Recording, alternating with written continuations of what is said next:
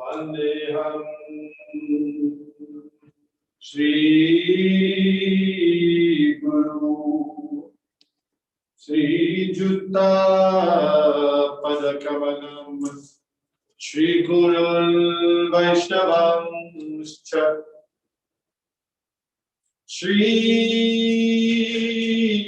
Rupam Sagrajata Sahagana Runatanvitam Tam Sajivam Sadvitam Savdhutam Parijana Sahitam Krishna Chaitanya Devam Shri Radha Krishna Pada Sahagana Lalita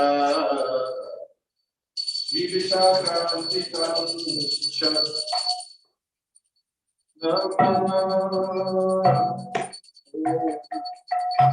Vishnu Padaya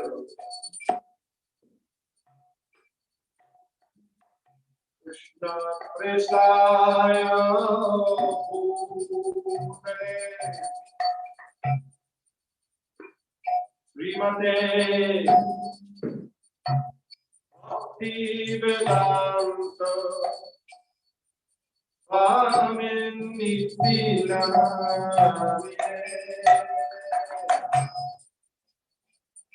Om Vishnu Padaya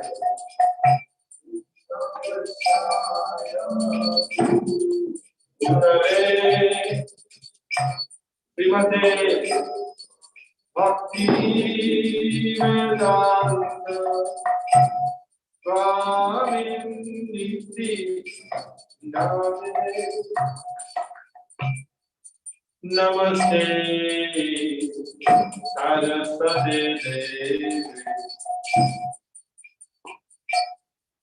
Gauravani Pracharine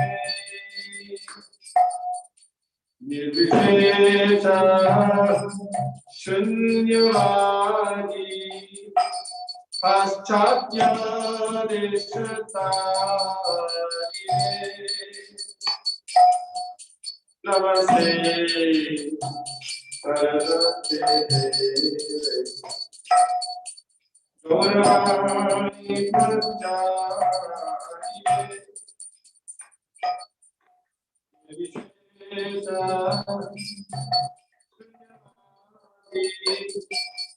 Paschatya Deshatari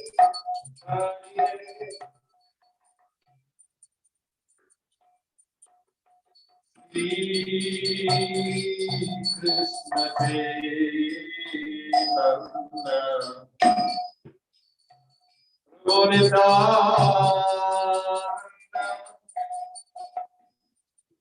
Shri Advaita Gadadhara Srivasadi Gaur Bhakta Vrinda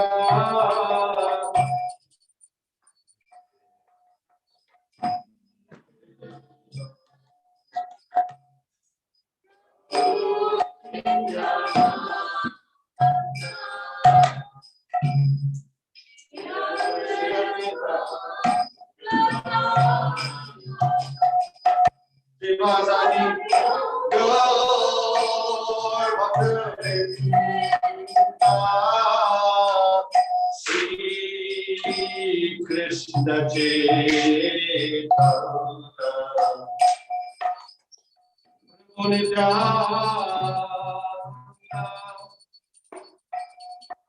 Yadvaita Gadadhar Srivasadi Gaur Bhakta Vrinda Krishna Chaitanya Prabhu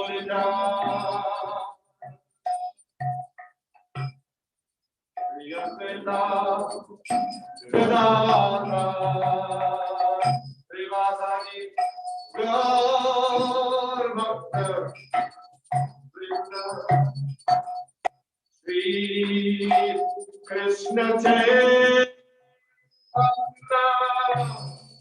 Prabhu Nityananda Shri Advaita Gadadhar Srivasadi Gaur Bhakta Vrinda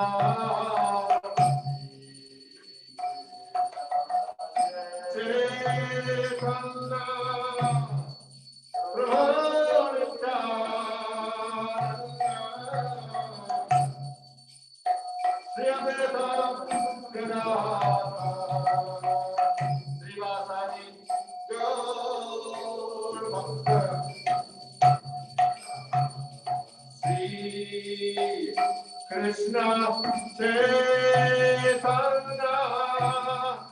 Prabhu Nityananda Shri Advaita Gadadhar Srivasadi Gaur Bhakta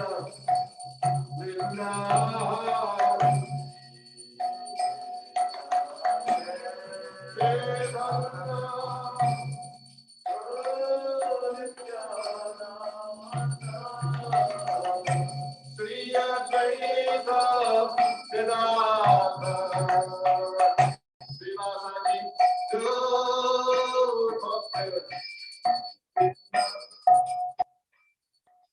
Krishna Chaitanya Prabhu Nityananda Shri Advaita Gadadhar Srivasadi Gaur Bhakta Vrinda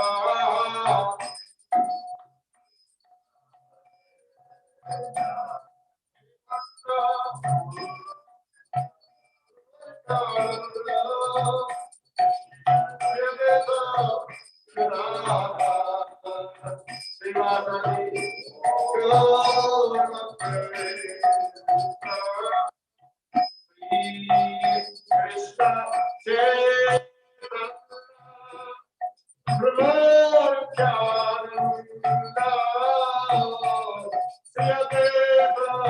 Gadadhar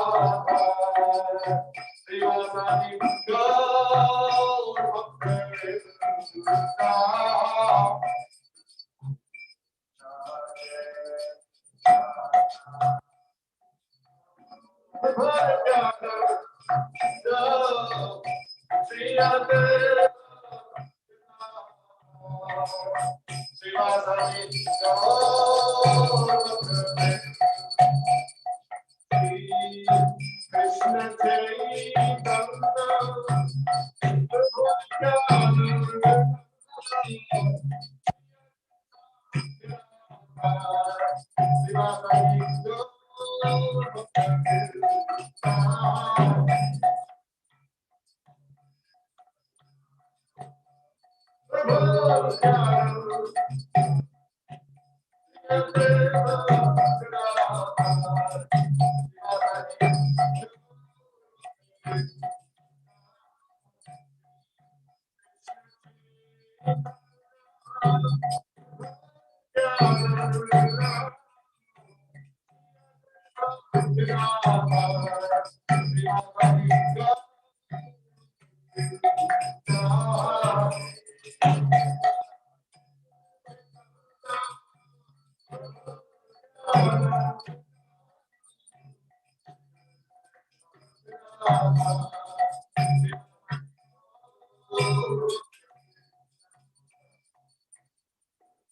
Hare Krishna,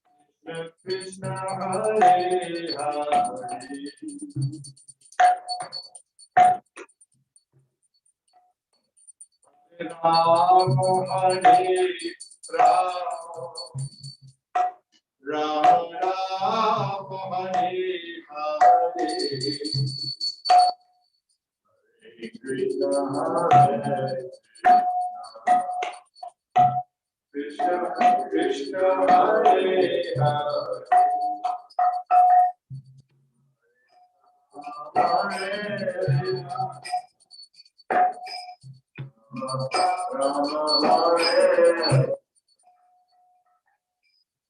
Hare Krishna, Hare Krishna, Krishna Krishna Hare Hare, Hare Rama, Rama Rama, Hare Hare, Hare Krishna, Krishna Hare Hare, Hare Rama, Rama Rama, Hare Hare, Hare Krishna, Hare Krishna, Krishna Krishna, Hare Hare, Hare Rama, Hare Rama, Rama Rama, Hare Hare,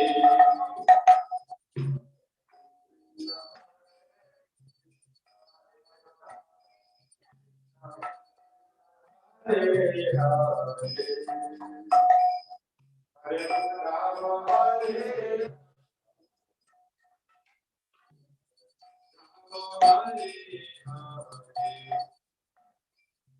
Hare Krishna, Hare Krishna, Krishna Krishna, Hare Hare,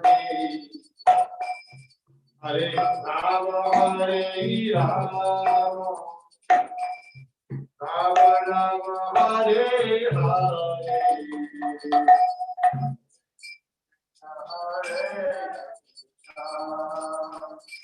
Krishna Krishna, Hare Hare,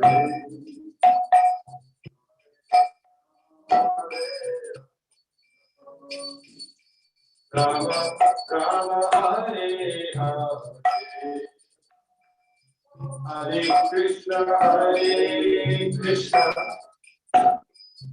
Krishna Krishna, Hare Hare, Hare Rama, Hare Rama, Rama Rama, Hare Hare, Hare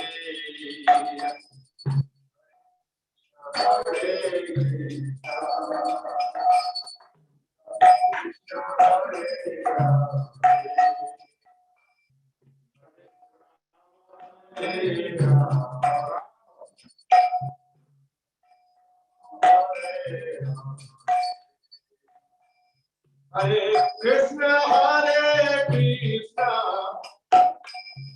Krishna Krishna, Hare Hare, Hare Rama, Hare Rama, Rama Rama, Hare Hare,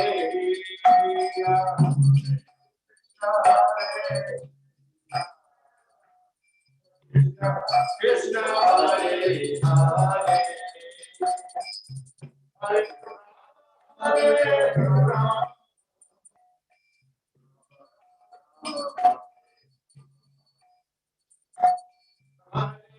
Krishna Hare Krishna, Krishna Krishna, Hare Hare, Hare Rama, Hare Rama, Rama Rama, Hare Hare, Krishna Hare Krishna, Krishna Hare Rama,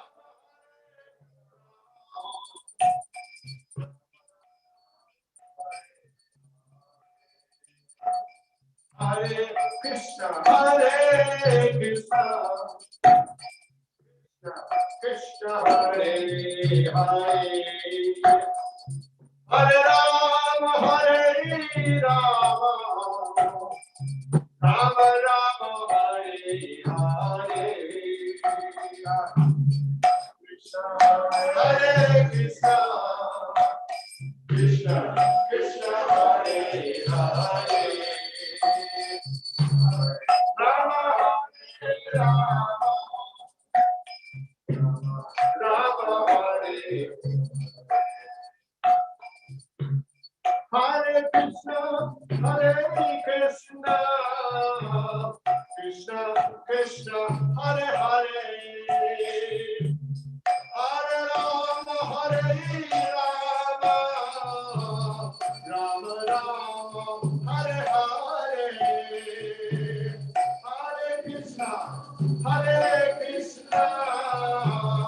Krishna Krishna, Hare Hare,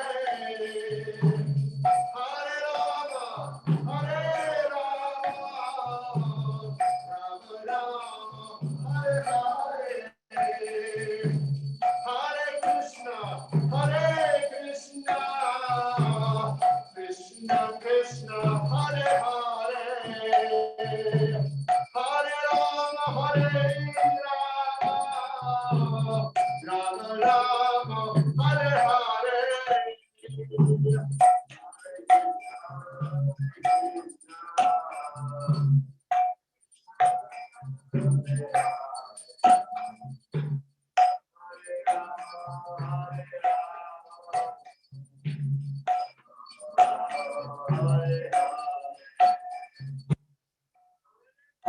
Hare Krishna,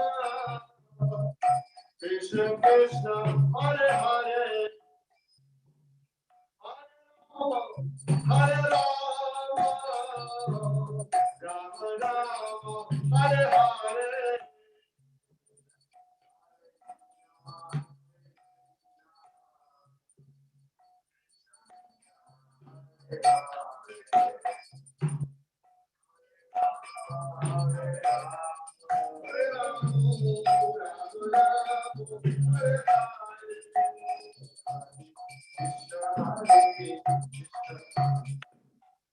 Krishna Krishna, Hare Hare, Hare Rama, Hare Rama.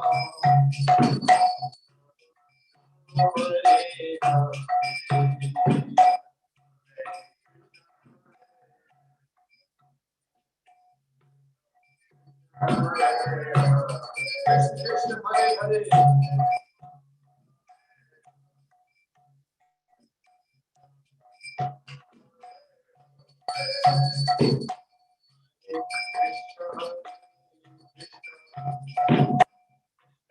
Krishna Hare Hare, Hare Rama, Hare Hare,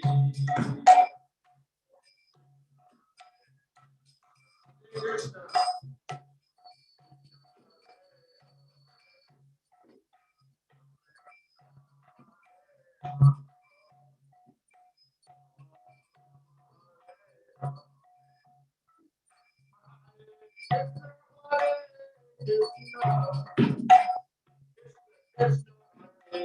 Hare Rama, Hare Rama, Rama Rama, Hare Hare, Hare Krishna, Hare Krishna,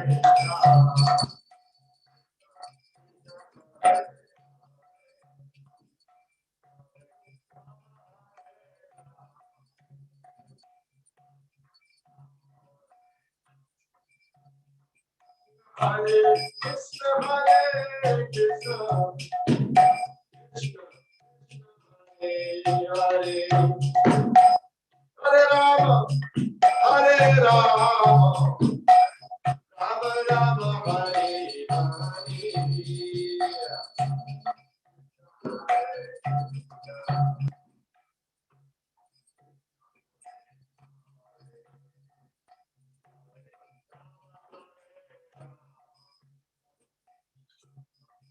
Hare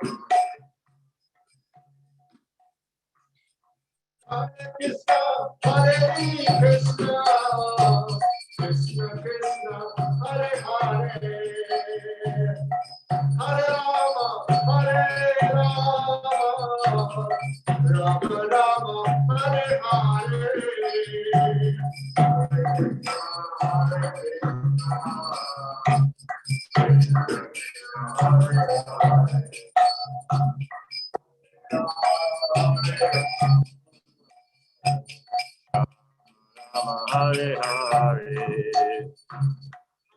Krishna, Hare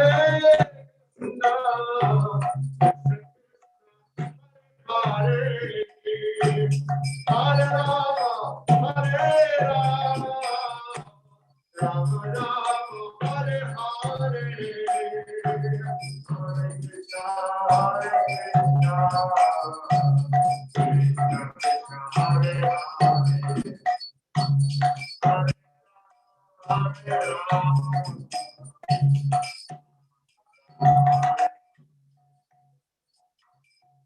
Krishna, Hare Krishna,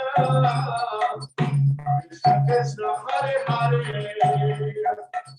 Hare Rama, Rama, Hare Hare, Hare Krishna, Hare Krishna, Hare Rama,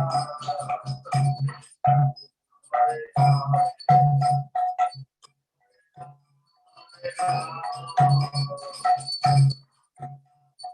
Rama. Hare Krishna, Krishna Krishna, Hare Hare, Hare Rama, Hare Rama, Rama Rama, Hare Hare, Hare Krishna, Hare Krishna.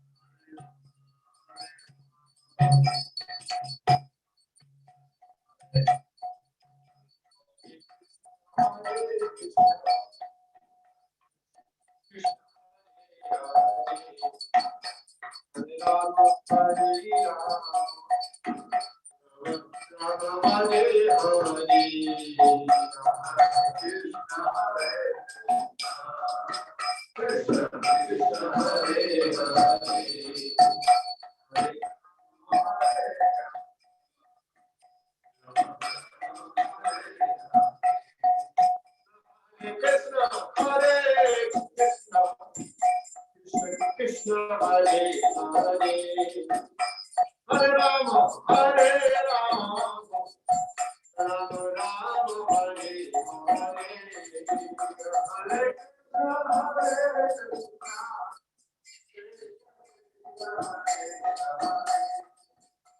Hare Rama, Hare Rama.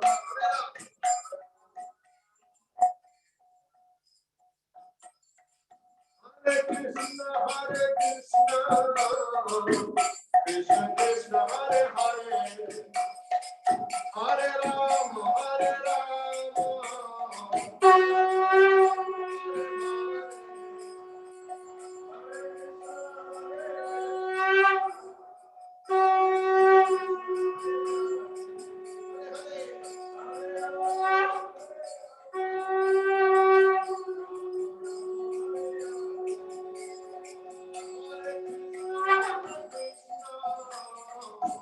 Krishna Krishna, Hare Hare, Hare Rama, Hare Rama, Rama Rama, Hare Hare, Hare Krishna,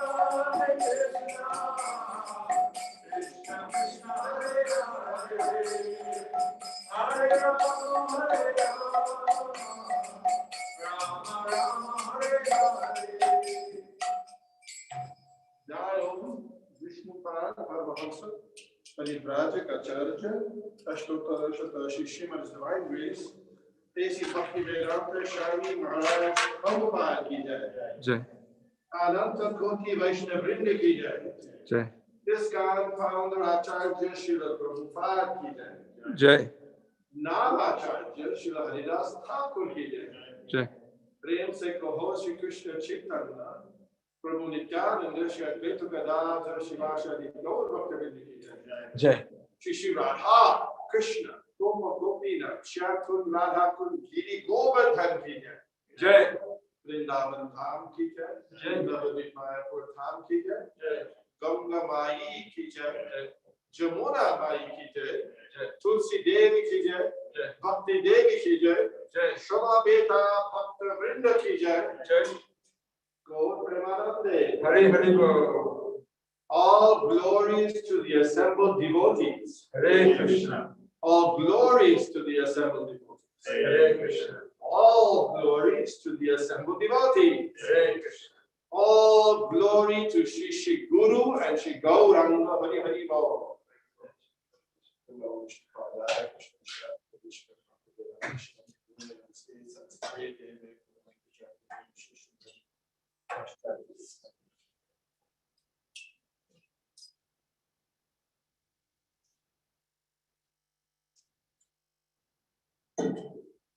Namaste Narasimhaya. Namaste Narasimhaya. Pralada Daine.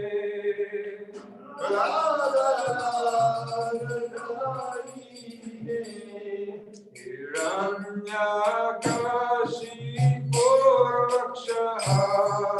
Hiranyakashipo Rakshaha. Shilatakanakaraya.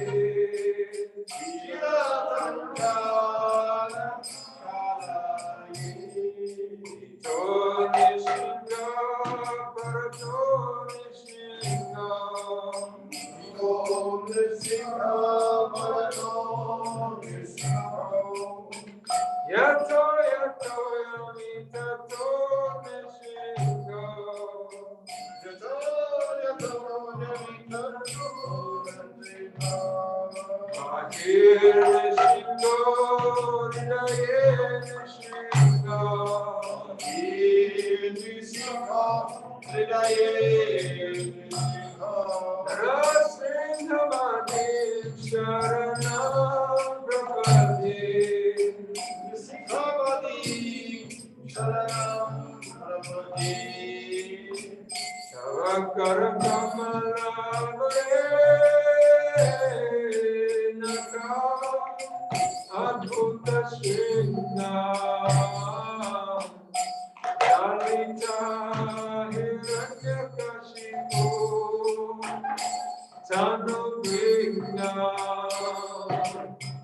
Keshavanita Narahari Rupa Jaya Jagadisha Hare. Jaya Jagadisha Hare. Jaya Jagadisha Hare. Navakala Kamalapare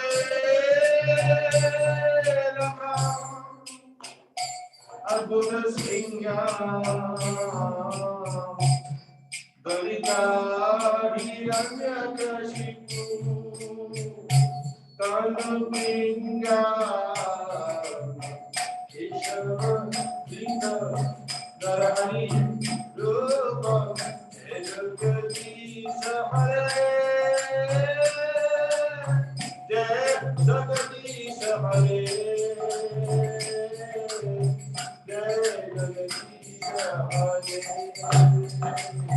Jaya Nrsimhade, Nrsimhade, Nrsimhade, Jaya Nrsimhade. Nrsimhade, Jaya Nrsimhade,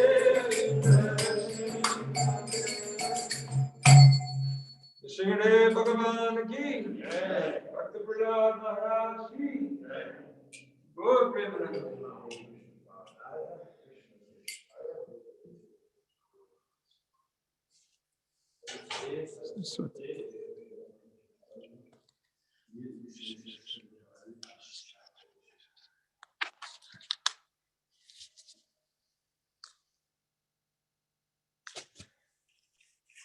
Hare Krishna, welcome devotees.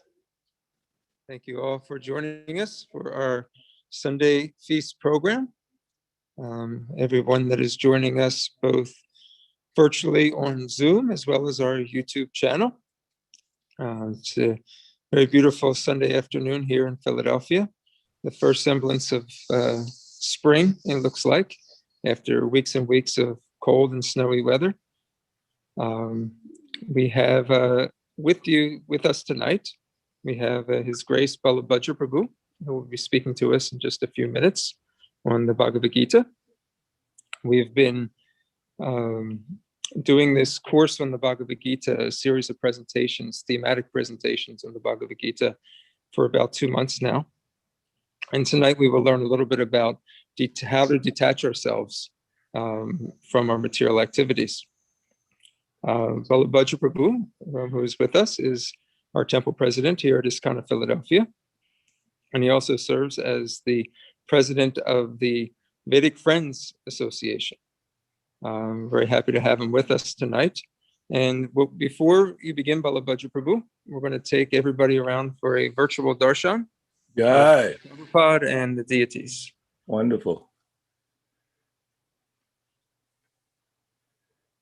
Jai Srila Prabhupada ki jai. Jai. Go.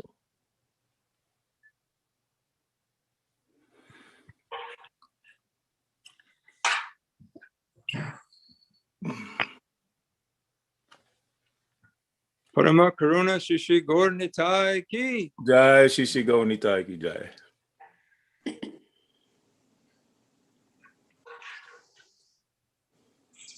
Jagannath Baladev Jai Subhadra Jagannath Maharani Baladev ki. Subhadra Maharani ki jai.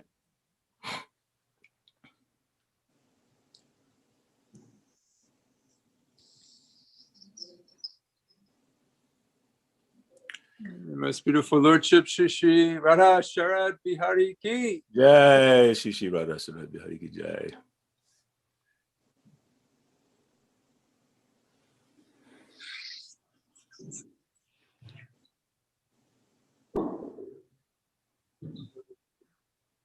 Okay.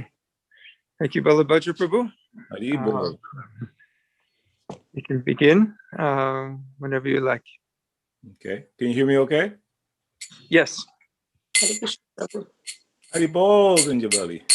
Jaya Radha Madhava Kunja Bihari. Jaya Radha Madhava Kunja Bihari. Gopijana Vallabha Girivardhari. Gopijana Vallabha Girivardhari. Yashoda Nandana Braja Jana Ranjana. Yashoda Nandana Braja Jana Ranjana. Jamuna Tira Vanachari. Jamuna Tira Vanachari. Jai Radha Madhava Kunja Bihari. Jai Radha Madhava Kunja Bihari. Hare Krishna, Hare Krishna, Krishna Krishna, Hare Hare, Hare Rama, Hare Rama, Rama Rama, Hare Hare, Hare Krishna, Hare Krishna, Krishna Krishna, Hare Hare, Hare Rama, Hare Rama, Rama Rama, Hare Hare, Hare Krishna, Hare Krishna, Krishna Krishna, Hare Hare, Hare Rama, Hare Rama, Rama Rama, Hare Hare.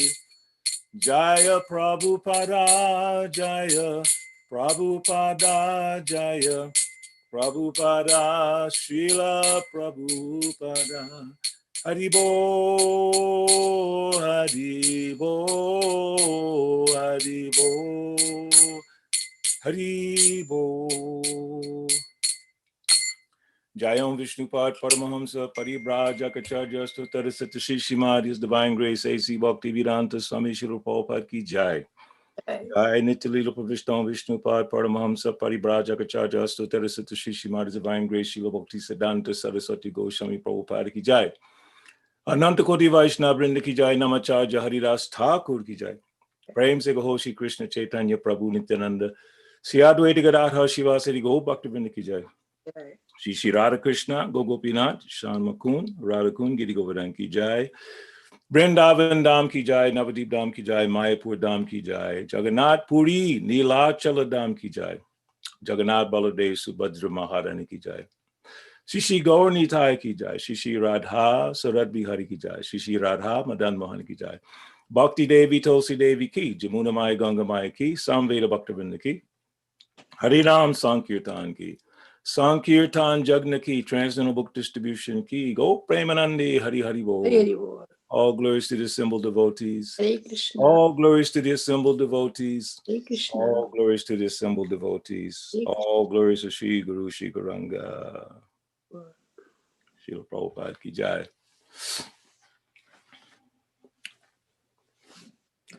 Om Agyanati Mirandasa Jananjanan Salakaya Chakshu Militam Yena Tasmai Shri Gurve Namha Shri Chaitanya Manopistam Stapitam Yena Bhutale Swayam Rupa Gadadmaya Tadatte Swapadante Kam. Jaya Shri Krishna Chaitanya Prabhu Nityananda Shri Advaita Gadadhar Shivasari Gaur Bhaktivinoda. Hare Krishna, Krishna Krishna, Hare Hare. Hare Rama, Rama Rama, Hare Hare. So thank you all for inviting me and allowing me to participate in your wonderful Sunday Feast program. And it would be nice to see a few other faces if you don't mind turning your cameras on so it can be a little bit more interactive, if you don't mind. So today we're continuing in the Bhagavad-Gita in chapter 2. Very, very important chapter of the Bhagavad-Gita. And the discussion today, steps for developing detachment from material entanglement. And we're reading chapter 2, texts 47 and 48. Correct, Drona? Yes, Prabhu. 47 and 48. I apologize. I don't have any graphics to show you, but if you have a pen handy and paper, there are some references I'm going to give you that will be very helpful to you in your spiritual lives. I gave a lecture there in Philly, I think last year. Hari Bol Shamagori. Your smile is like the sun. Thank you for being there. Hari Bol. How's your husband? He's good? Good, Prabhu. Thank you. Nice, very nice. So I gave a talk about a year ago, and the theme was spiritual toolbox, Tool, toolbox. It's like any handy person or carpenter person, they have a toolbox. They have certain things in their toolbox in order to do their job properly. So what is our job?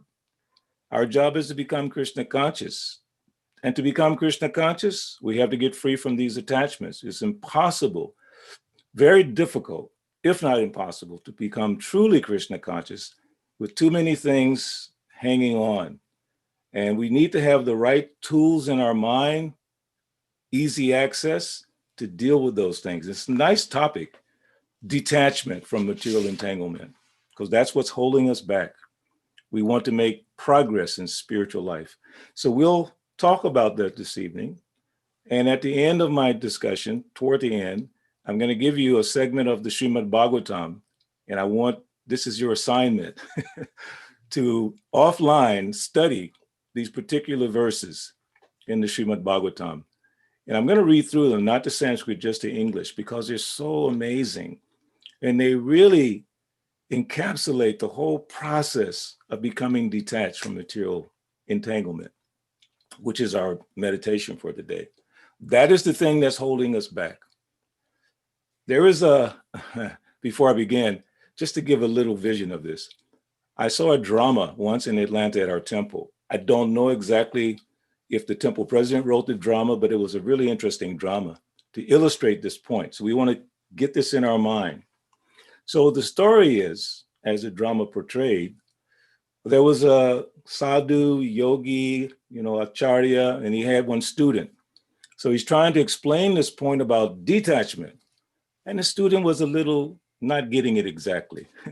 So what the Muni did, he got up, they were in the forest, because in the ancient times, they did their teaching in the forest, more or less. So he was in the forest. So he went and he embraced a tree like this and holding on to it very tight. And then the guru started saying, the tree has got me, or the tree has me. And he kept shouting, the tree has me, because he's trying to get this disciple to understand detachment. And the disciple said, Guru Maharaj, no, you're just holding on to the tree. Let go, Guru Maharaj. He said, no, the tree has got me. And the disciple kept saying, no, Guru Maharaj, you're holding on to the tree. And the guru let go of the tree. He said, that is your problem. You are hanging on. That is your problem. The tree doesn't have you. Material nature is there, but you're hanging on to it. How? By desiring to enjoy within this world. There's a whole process of how to take our mind away from the tendency to enjoy and take our minds into the service of Krishna. So the verses today, we'll start with, so Drona, should I just read through the verses and the purpose and then have the discussion afterwards, or should I break it up? However you feel comfortable. Okay, so I'll just read through everything and then we'll have a discussion. So text number. Would you like me to put it up on the screen? If you like, no problem, yeah. I'll wait for you. This is our big graphic for today, Bhagavad-Gita verse, so beautiful. And some of you can repeat after when I do the verse all the way through. Karmanye vadikaraste ma phaleshu kadachana ma karma phala heturbur ma te sango sakarmani karmanye vadikaraste ma phaleshu kadachana ma karma phala heturbur ma te sango sakarmani karmanyeva dikaraste ma phaleshu kadachana ma karma phala heturbur ma te sango sut harmony. Anyone would like to try at least this verse? Anyone? Prabhuji, can I try? Absolutely. Absolutely. Karmannevadikaraste ma phaleshu kadachana ma karma phala heturbu ma te sangastva karmani. Very nice. Anyone else? Okay. Karyaste ma phaleshu karachana ma karma phala heturbur ma te sangostu karmani. Karmanyevadikaraste ma phaleshu kadachana ma karma phala heturbur ma te sangostu akarmani. Hare Krishna, I want to try. Haribo. Karmane evadhikaraste ma phalesu kadachana ma karma phala heturbhur ma te sango swa karmani. Thank you, Hare Krishna. Thank you. So word for word, karmani, in prescribed duties, eva, certainly, adhikara, right, te, of you, ma, never, phaleshu, in the fruits, kadachana, at any time, ma, never, karma, phala, in the result of the work, hetu, cause, bu, become, ma, never, te, of you, sangha, attachment, astu, there should be a karmani in not doing prescribed duties. Translation and purport. You have a right to perform your prescribed duty, but you're not entitled to the fruits of action. Never consider yourself the cause of the results of your activities, and never be attached to not doing your duty. Purport. There are three considerations here: prescribed duties, capricious work, and inaction. Prescribed duties are activities enjoined in terms of one's acquired modes of material nature. Capricious work means action without the sanction of authority. And inaction means not performing one's prescribed duties. The Lord advised that Arjuna not be inactive, but that he perform his prescribed duty without being attached to the result. One who is attached to the result of his work is also the cause of the action. He is the enjoyer, a sufferer of the result of such actions. As far as prescribed duties are concerned, they can be fitted into three subdivisions, namely routine work, emergency work, and desired activities. Routine work, performed as an obligation in terms of the scriptural injunctions, without desire for results, is action in the mode of goodness. Work with results becomes the cause of bondage. Therefore, such work is not auspicious. Everyone has his proprietary right in regard to prescribed duties, but should act without attachment to the result. Such disinterested obligatory duties doubtlessly lead one to the path of liberation. Arjuna was therefore advised by the Lord to fight as a matter of duty without attachment to the result. His non-participation in the battle is another side of attachment. Such attachment never leads one to the path of salvation. Any attachment, positive or negative, is cause for bondage. Inaction is sinful. Therefore, fighting as a matter of duty was the only auspicious path of salvation for Arjuna. So I'm just going to read the next verse completely. Yogastha kuru karmani sangam chaktva dhananjaya Sidya sidyo samobhutva samatvam yoga uchite yogastha kuru karmani sangam chaktva dhananjaya Sidya sidyo samobhutva samatvam yoga uchite yogastha kuru karmani sangam chaktva dhananjaya Sidya sidyo samobhutva samatvam yoga uchite. Word for word, yogastha, equipoise. Kuru, perform. Karmani, your duties. Sangam, attachment. Taktva, giving up. Dhananjaya, O Arjuna. Siddhi, asiddhyo, in success and failure. Samaha, equipoised. Bhutva, becoming. Samatvam, equanimity. Yogaha, yoga. Uchite is called. Translation and purport. Perform your duty equipoised, O Arjuna, abandoning all attachment to success or failure. Such equanimity is called yoga. Purport. Krishna tells Arjuna that he should act in yoga. And what is that yoga? Yoga means to concentrate the mind upon the Supreme by controlling the ever-disturbing senses. And who is the Supreme? The Supreme is the Lord. And because he himself is telling Arjuna to fight, Arjuna has nothing to do with the results of the fight. Gain or victory are Krishna's concern. Arjuna is simply advised to act according to the dictation of Krishna. The following of Krishna's dictation is real yoga. And this is practiced in the process called Krishna Consciousness. By Krishna Consciousness only can one give up the sense of proprietorship. One has to become the servant of Krishna, or the servant of Krishna. That is the right way to discharge duty in Krishna consciousness, which alone can help one to act in yoga.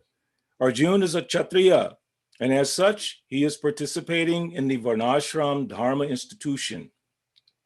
It is said in the Vishnu Purana that in the Varnashrama Dharma, the whole aim is to satisfy Vishnu. No one should satisfy himself, as is the rule of the material, in the material world. But one should satisfy Krishna So unless one satisfies Krishna, one cannot correctly observe the principles of Varnashram Dharma. Indirectly, Arjuna was advised to act as Krishna told him. So it's interesting how these two verses and the purports they kind of outline themselves. In the first verse, and it says that you have a right to perform your prescribed duty, but you are not entitled to the fruits of action. Never consider yourself the cause of the results of your activities, and never be attached to not doing your duty. And in the purport, Srila Prabhupada goes like this. There are three considerations. So he breaks it down. There are three considerations, so we can put it in our mind, three. And the first one is prescribed duties. Then he says, prescribed duties are activities enjoined in terms of one's acquired modes of material nature.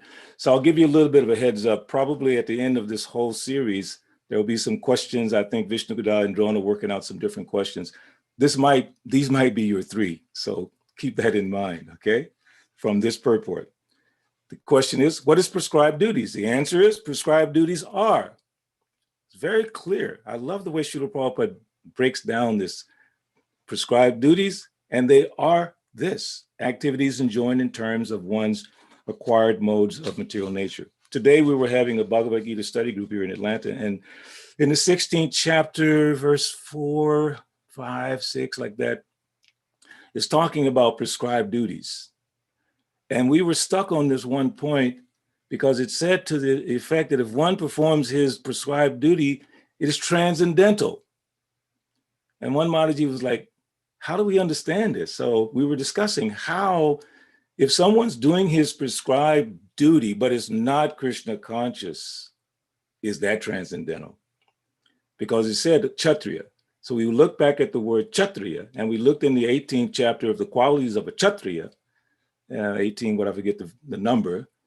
So it mentioned, but it doesn't say anywhere there about Krishna conscious, heroism, strength, intelligence, fortitude, all those different things it says about a Kshatriya. So we have to understand that it's not by the birth, it is by the quality and the work that the person is situated, his prescribed duty. Another thing we discovered was that Srila Prabhupada mentioned in the purport that the demoniac qualities begin within the womb by association outside the womb. And we were like fascinated.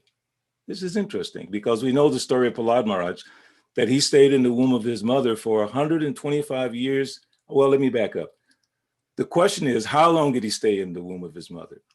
So if you look in the Bhagavatam, there's not many references. The only thing it really says is that she, Kayadu, I believe his mother's name is Kayadu, she did not want to give birth until her husband came back from his austerities. Her husband is Hiranyakasipu.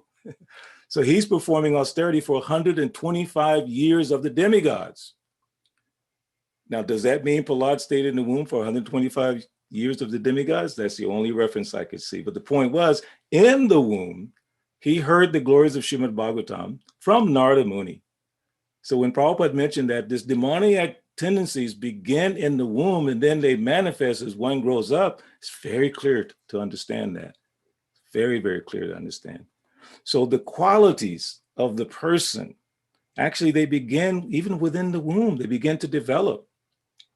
So when one comes into this world and he assumes or she assumes her prescribed duties, we have to understand clearly what is prescribed duties.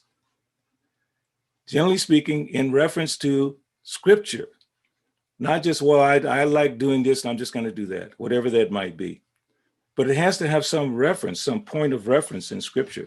So again, he says, prescribed duties are activities enjoined in terms of one's acquired modes of material nature. And as I mentioned, that begins within the womb, acquired modes of nature. You come out with a certain, your mind is not developed when you're born. It starts to develop by association. That's why Srila Prabhupada was so focused on getting our children in the Gurukula so they could learn from the beginning, become Krishna conscious at the very beginning. Prahlad Maharaj says, Komara acharet pragya, dharma bhagavata minha, that it begins at the very young age understanding Krishna consciousness. So he goes on, capricious work. Capricious work. So I had to look at the definition of that so we can, because a lot of times we read something, and if we don't really know the definition of the word or words, we may not understand fully the concepts that Srila Prabhupada is describing. Capricious work, actions without the sanction of authority. And then I looked up a few definitions. Governed or characterized by caprice. And that means a sudden and unaccountable change of mood or behavior. And then impulsive, unpredictable. So that is another form of work, capricious work, compulsive or impulsive and unpredictable. And then lastly, inaction, which Krishna did not want Arjuna to be inactive. We know that. The Lord advised that Arjuna not be inactive, but that he perform his prescribed duty. What is that prescribed duty? Activities enjoined in terms of your acquired modes of nature. Perform it. So inaction means not performing one's prescribed duties. So Krishna didn't want Arjuna to be like that. He wanted them to perform. Arjuna's dilemma was that his prescribed duty would be the cause of an amazing amount of suffering. The suffering was so great in the Kurukshetra battle that later on, Yudhisthira, he could not find any solace for the amount of people who had to die for him to become king. He was very upset later on in Mahabharata, very upset. He could not fathom. So many people died for me. So prescribed duties, even if it so-called causes pain, in the case of Arjuna, his prescribed duty was going to cause pain. So he made these arguments to Krishna based on that. And Krishna kept focusing him in, you are a Kshatriya. This is your prescribed duty. You think that by giving up your prescribed duty and going away from the battlefield, becoming a quote unquote sadhu, because you think that's superior. We all feel like chanting Hare Krishna and being a sadhu is much more superior to having to fight or so on and so forth, but not for Arjuna. He was a Kshatriya, and his duty was to fight. For what reason? Kshatriya, protect by hurting. That was his duty. Protect by hurting. But if you do that and it's not scripturally based, if it's not truly a bona fide activity, then does it have the same impact? Do you get the same benefit? I can say it's my prescribed duty to, I don't know, rob a bank or hit somebody with a baseball bat, whatever. There was a movie I saw years ago. It's called The Decline of the Western Civilization. It's the story of the history of punk rock music. And they asked this young man, what do you like to do? He said, I like to beat people up. I like it. I just feel so good when I beat people up, just like Mrigarya the Hunter. When Narada Muni met Mrigarya the Hunter, Mrigarya the Hunter basically said, I like to see animals flopping around half dead. I like that. This is my duty. But it's not acceptable. So the prescribed duty should be in harmony with scripture as much as possible. It's like we talk about the Varnashram Dharma. And as a verse I want to give you, maybe it's our first one. Not the first one. Where is it? Very important verse. Varnashramacharvata. Yes. This is it's quoted in Caitanya Charitamrita, and you can write this down. Material Chapter 8, text number 58. That's where it's quoted from. But it's really from the Vishnu Purana, 3.8.9. Varnashrama Chara Vata Purushena Para Puman Vishnur Arajyate Panta Nanya Tat Tosha Karanam. Translation: the Supreme Personality of Godhead, Lord Vishnu, is worshipped by the proper execution of prescribed duties in the system of Varna and Ashram. There is no other way to satisfy the Supreme Personality of Godhead. one must be situated in the institution of the 4 varnas and ashrams. So in the purport, very quickly, this is a quotation from the Vishnu Purana as stated by Srila Bhaktivinoda Thakur in his Amrita Prabha Bhashya. The purport is that one can realize life's perfection simply by satisfying the Supreme Personality of Godhead. This is also confirmed in Srimad Bhagavatam 1.2.13. Ata pumbir dvija shrestha varnashrama vibhagasha. O best among twice born, the twice born, it is therefore concluded that the highest perfection one can achieve by discharging the duties prescribed for one's own occupation, according to caste and divisions of orders of life, is to please the personality of Godhead. So that's the bottom line. Prescribed duties based on scriptural injunctions, guidance of the acharyas, then for the purpose of pleasing the Lord. But so-called mundane prescribed duties, whatever I decide I want to do, whatever I like to do, it may or may not be what will take us back home, back to Godhead. It's like some of us are scholastically inclined, like a Brahmana, to study, research, present. Some of us are business inclined. We like to do business, make money. Some of us are, like it says, Kshatriya style, powerful. They like to protect or manage, organize. And then some people just like to work. They just like to have a job or, just be subservient under someone else. These are natural tendencies, but those tendencies can produce ecstasy if they're engaged in the service of the Lord. The opposite is we use our tendencies to increase our material facilities for enjoyment. That's a misuse of our facility. Just like if I realize that I have the ability, musically, I have some musical aptitude. So I can do that to become famous in the world, which I was striving to be back in the 70s. I was striving to be a famous entertainer, and I was on the path, almost getting there, close. But then I said, no, I want to be Krishna conscious. But then within the context of Krishna consciousness, I have been allowed and inspired and encouraged to do musical activities for Krishna's pleasure. And it's given me much more pleasure than doing it for sense gratification. My natural tendency is to do it, to be creative, artistic, natural. But doing it for my sense gratification brought me a lot of confusion, which I could not understand. Why am I so confused? This is before Krishna consciousness. If I'm doing the thing that I like to do. So you can imagine if you just project that into society, why is there so much unhappiness when people are so good at what they do? It's a fact. Some people are just so expert at being like a professor, speaking and writing and so many things. Some people are so expert at politics, being like a leader or a military person. Some people are so expert in business, like Bill Gates or Steve Jobs, or I forget all the names now, billionaires, and one man is like a trillionaire. They're so good at business, but they're still not happy. And then some people are just working and they're also not happy. People are rebelling, asking for more and more and more. So why is that? Because we're not doing that activity, which is classified in the Varnashram concept. The society at large now is not involved in the Varnashram institution. Please understand.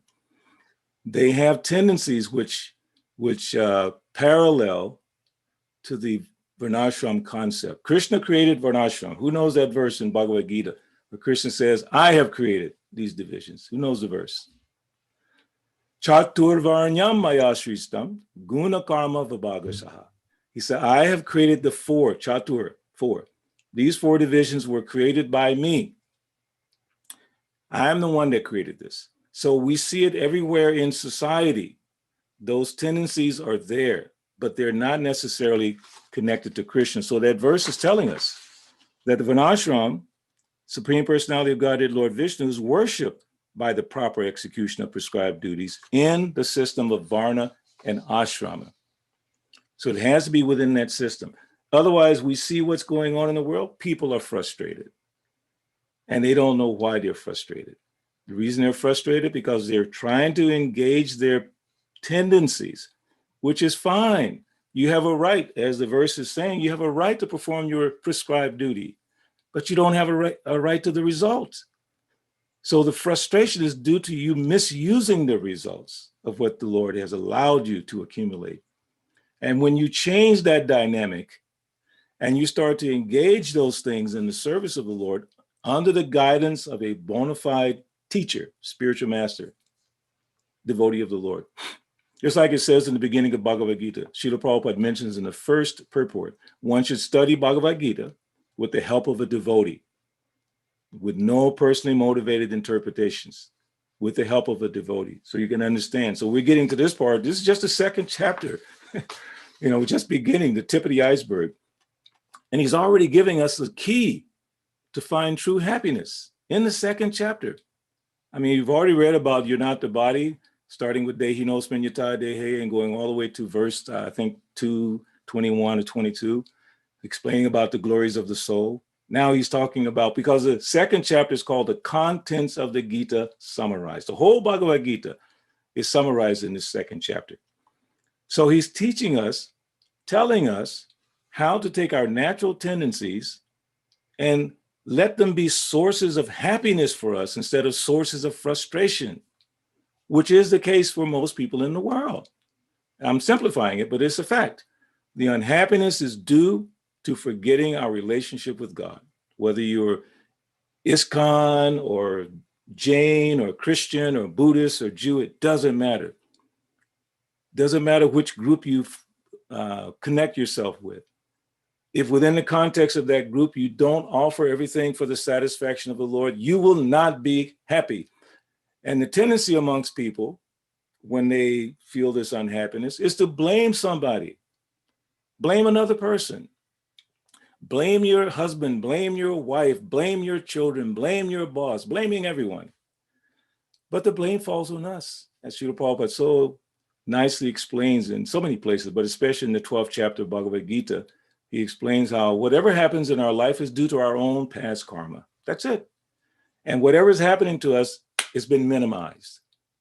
We should have suffered much worse. Someone asked last night, we were having a devotee sangha, and if the question about why we suffer. And I had to laugh because it makes me think about, and I gave them the example of this gentleman who was involved in the uprising January 6th. Some of you have seen him in the TV with the horns and the kind of fuzzy hood and all that. So this man goes to jail for breaking the law. You have to remember the example. Why are we suffering? So he's in the jail. His suffering is, I want organic food. And he was going to fast because they wouldn't give him organic food. And they were thinking, you're in jail, you broke the law, you're suffering, and you're complaining. So anyone that says, why am I suffering? Because you're in the material world. Dukkalayam ashasvatam. Everything is temporary. So you're attached to it. And then you love it so much. And then it breaks down. Like we all know that happens to our computers, right? What do they call it? Shut down or break down. We're just going about our, like for me, when I do my music production, and all of a sudden the whole thing goes blank. It's like so frustrating. Because I'm so attached to it being where I want it. That's the attachment. So that is the problem. We're in the material world. And we're trying to enjoy in a place that's meant for suffering. And as I gave the example last night, when a prisoner starts to cooperate, they get more facility. They can come up to the library, they can work in the kitchen. Sometimes they're allowed to go have little off-site visits with family because now they're cooperating with the authority. So prescribed duties, pleasing the Lord, put those things together. Let me understand my nature. Normally in the Vedic culture, that is done in the association of the spiritual master. That the devotee or the member goes and stays with the guru, he learns, and the guru watches and learns the tendency of the disciple and engages him accordingly. Like Srila Prabhupada did with many of his disciples. Like Jadurani was artistically inclined, so he engaged her like that. And someone else was managerially inclined like Tamal Krishnamurti, he engaged him like that. So many different ways he engaged everyone. And Sarup Damodar Maharaj, he's my such close good friend. He was a scientist. You might find this interesting, Renuka, that he was a noted scientist when he came to this movement. And Prabhupada was so proud of him. So he went to a university, I believe in California, and he posed the question to these other scientists. He said, if I give you, you say life comes from chemicals. So if I give you all the chemicals, you know what chemicals make up this body. If I give you all those chemicals, can you produce life? And none of the scientists could do. And Prabhupada was so proud that my science, he would call them, my scientists, come, let's talk now. He loved that so much.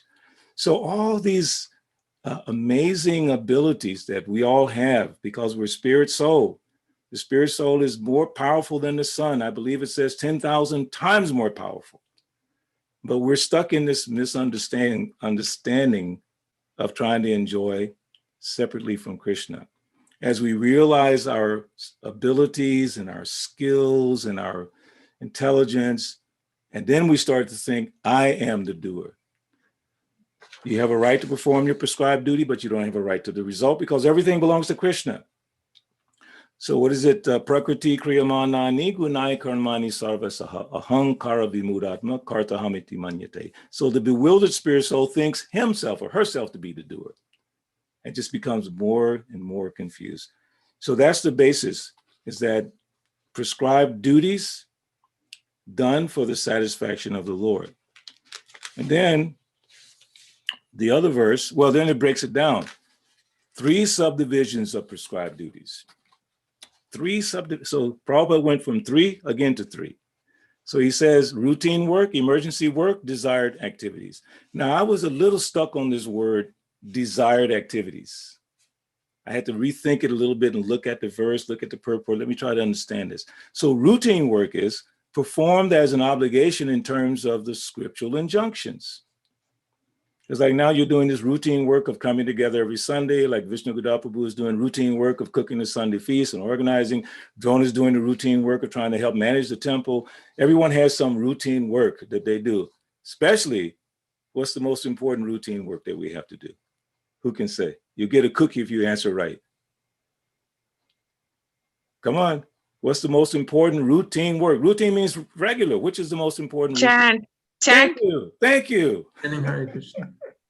That is the main routine work. So routine work. Then it says, performed as an obligation in terms of the scriptural injunctions without desire for results is action in the mode of goodness. To come to that stage, the routine work, regulative work should be followed. Chanting, hearing, worshiping, following the regulative principles. In this way, gradually, as we are purified, we come to the pure consciousness, Krishna consciousness. Then at once we understand, my relationship with Krishna is like this, and you are transferred to the Krishna Loka in that humor. So that's from a lecture Srila Prabhupada gave in 1968. Second point, he says, emergency work. So far, we are concerned, Prabhupada talks like that, so far we are concerned, we shall keep ourselves in ideal Brahminical position. And if need be, if no Kshatriya or Vaishya is here, we can take up their work as emergency. Our business is to create ideal Kshatriyas and Vaishyas, but beyond that, our real business is to keep ourselves as ideal Brahmins. If we are not ideal, we cannot create others as ideal. That's a letter to his disciple Rupanuga in 1974. And then the last one, desired activities. Srila Prabhupada does not elaborate on this in the purport, these are my words, as to whether it refers to materially desired activities or spiritually desired activities such as hearing and chanting. So in context to this, this purport, I would assume that he's referring to materially desired activities. So then a further confirmation of that. This is from the purport. Since this refers to the 3 divisions of prescribed duties, it would be safe to say that it refers to material activities, desired activities. Prabhupada says, the verse says, prescribed duties are activities enjoined in terms of one's acquired modes of material nature. So we desire, if we desire to serve Krishna, that's one thing. But if we desire to enjoy the material world, that's a different dynamic altogether. So then the next verse, which is text 248, there's a couple of points there. Translation, perform your duty equipoise, O Arjuna, abandoning all attachment to success or failure. Such equanimity is called yoga. So equipoise means balance of forces or interests. So he's saying perform your duty equipoise or balance of interests, of forces. You work for me. Don't do it separately. Be balanced. Always think of serving me. Then equal distribution of weight. I found it an interesting definition. Equanimity or equipoise means equal distribution of weight, state of balance, which is really nice, or equilibrium.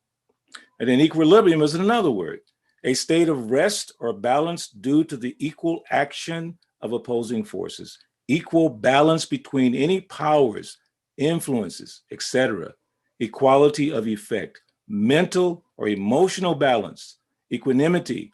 The pressures of the situation caused her to lose her equilibrium. Just like Arjuna in the first chapter, he mentions to Krishna that I can no longer maintain my composure. I'm losing my balance. I can't maintain this composure of a Kshatriya. What is wrong? What's wrong is you're not listening to Krishna. You're arguing with Krishna. You're misunderstanding. That's why you lost your balance. So Krishna tells Arjuna that he should act in yoga. So here's another question that you might get on the end test. What is yoga? What is yoga? And I love Prabhupada so nicely explains. Yoga means to concentrate the mind upon the Supreme by controlling the ever-disturbing senses. Now, we know nowadays people don't see yoga in that way. They see yoga as a way of improving their health, improving their whatever, all these different things of material life. They're misunderstanding. The real purpose of yoga is not that. It means to concentrate the mind upon the Supreme. The following of Krishna's dictation is real yoga. Remember that. Following Krishna's dictation is real yoga. And this is practiced in the process called Krishna Consciousness. So that's all from the purport to verse 248. You can study that. And then, who is the Supreme? Simple. Prabhupada says the Supreme is the Lord. Very simple. Who is the Supreme? The Supreme is the Lord. So here's another verse I want you to write down, put in your toolbox. It's Bhagavad-Gita Chapter 3, text 9. This is an extremely important verse because it relates to exactly why we are entangled in this material world. What's the topic of the lecture today? I lost my page here. Steps for developing detachment from material entanglement. So listen to this verse. Bhagavad-Gita Chapter 3, text 9. Yagartat karmanon yatra lokoyam karma bandhana tat artam karma konteya mukta sangha samachara. Work done as a sacrifice for Vishnu has to be performed. Otherwise, work causes bondage in this material world. Therefore, O son of Kunti, perform your prescribed duties for his satisfaction. And in that way, you will always remain free from bondage. That is such a beautiful verse. It's so instructive. So I know our time is running tight, but I have to share with you, as I said from the beginning, a series of verses from the Srimad Bhagavatam. And we won't have time to discuss each one. I'm just going to read, hopefully all through all of them. It's not that long, but it's like there's a whole system here. And you may not recognize it because when you read through Srila Prabhupada's books, sometimes you don't recognize the systems. Why would Srila Prabhupada say in his first purpose of ISKCON, who knows the first purpose of ISKCON? This is your first test. Who knows the first purpose? You don't all have to answer at the same time. First purpose of ISKCON. Come on. I'm going to wait till someone does it. To systematically propagate spiritual knowledge to humanity at large. Systematically. So why would Prabhupada allude to being systematic if he became unsystematic in his giving of Bhagavad Gita and the other literatures. So in the Srimad Bhagavatams, it is so nicely described about how to get free, how to disentangle ourselves from this material energy. So let me read as much as I can, and then hopefully we'll have a little discussion. So this is first canto, write it down, first canto, chapter 2. When you have time, read the entire chapter, but I'm starting with verse number 6. First canto, chapter 2. Today we're reading from verse 6, hopefully to 22. And I want you to notice the system that's being described here, step by step by step by step. First, because Sukadeva Goswami is being asked to speak, and so it goes, the supreme occupation dharma for all humanity is that by which men can attain to loving devotional service unto the transcendent Lord. Such devotional service must be unmotivated and uninterrupted to completely satisfy the self. So it's setting a very high bar. Your devotional service must be a haituki apratiyata, unmotivated, uninterrupted. You're not motivated to get something, and nothing can interrupt your service. Just like Haridas Thakur was a very old man. He was becoming so weak, he couldn't do much. He's chanting, my God, it was 160 something rounds a day. And Lord Caitanya told him, you can cut down. He said, no, that is not my problem. My problem is my mind. Let me chant my Hare Krishna Maha Mantra. Nothing could stop him. Srila Prabhupada was an old man. Nothing could interrupt his mission to spread Krishna consciousness. So it goes on, text number 7. By rendering devotional service. Now this verse, I pulled it out for you because this one is really, really important to be in your toolbox constantly. And I want to give you the exact number. Yes. 1, 2, verse number 7. This actually sums it up. Vasudeve Bhagavati Bhakti Yoga Prayojataha Janiyadya Subharagyam Jnanam Chayadhaitukam. By rendering devotional service unto the personality of Godhead Shri Krishna, one immediately acquires causeless knowledge and detachment from the world.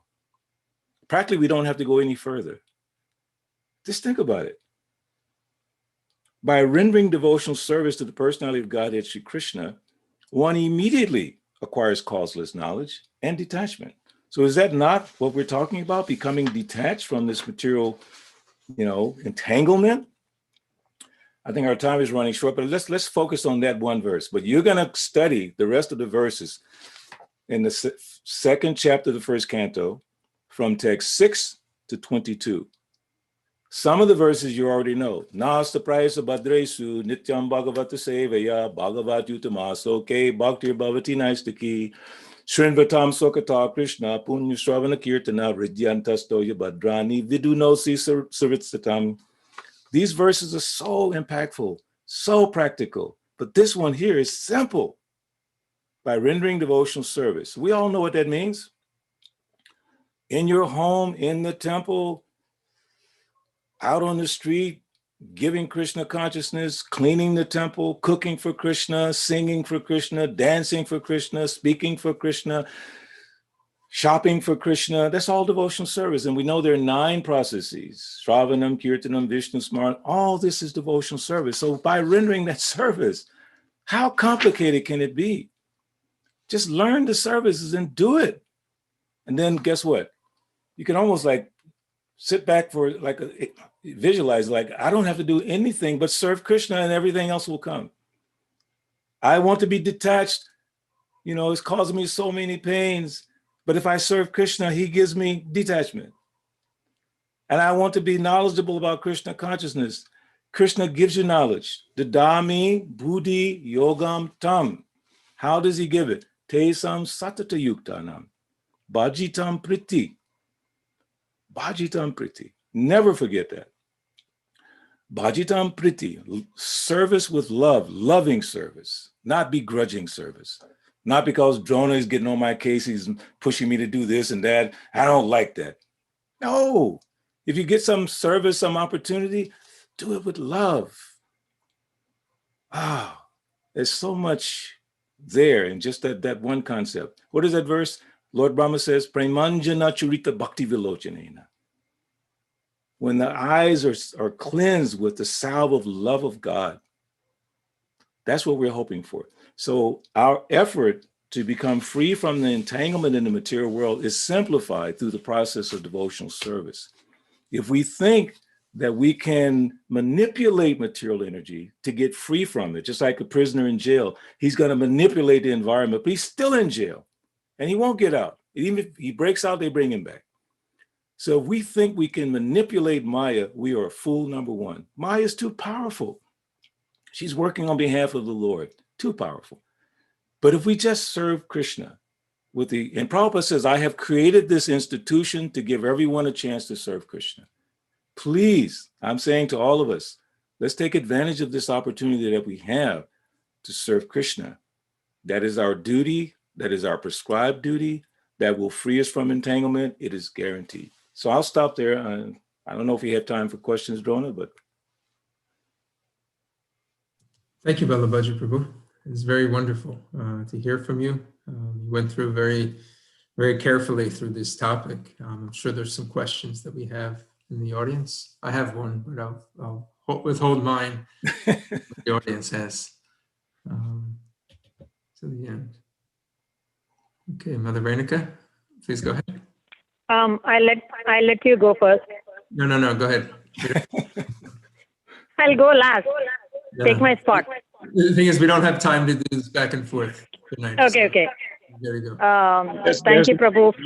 There's an echo because I think when your cell phone, there's an echo. Okay, so much better. Thank you for today's lecture. You touched on many topics and you touched on many steps for material entanglement. For people on the fast track like myself, is there any, you were comparing all these things to a toolbox, like, all the multiple things that you get inside the toolbox. Yes. For people on the fast track like me, is there any Swiss Army knife type solution? Say that last part again. For people on the fast track, is there any Swiss Army knife type solution? I like that example, Swiss Army knife. Yes, the verses I just gave you from the Srimad Bhagavatam, and that one that I just gave, which is number 7, first canto, chapter 2, text number 7, because that is the fastest way. His Holiness Jayapataka Maharaj once described it to the devotees in Atlanta. He said, if you're standing in the rain and you have an umbrella, everyone visualize that. You're protected, right? Yes, shake your head so I can see you all hear what I'm saying. The umbrella is protecting you from the rain. He said, the moment you move it, what happens? What happens? You get wet. You get wet. So just Krishna consciousness, devotional service, Maya can't really touch you. No Krishna consciousness, thinking of sense gratification, Maya is beating us. So Prabhupada describes like this. Maya has these two powers. One is to take the living entity and throw him into the material world. Krishna, just like the police, has the power to throw you into jail. Throw you into jail against your own will. So Maya has that power. I forget there's 2 Sanskrit words. The other one is very funny. Then you get smart. You say, I want to get out. Fast track. I want to get out of this material world, this material understanding. And then Maya comes to you and pats you on the back and says, hey, Renika, why you want to do all this devotional stuff? Come on. You can enjoy this, that, come on. And then your mind, because mind may not be strong enough yet. This is important.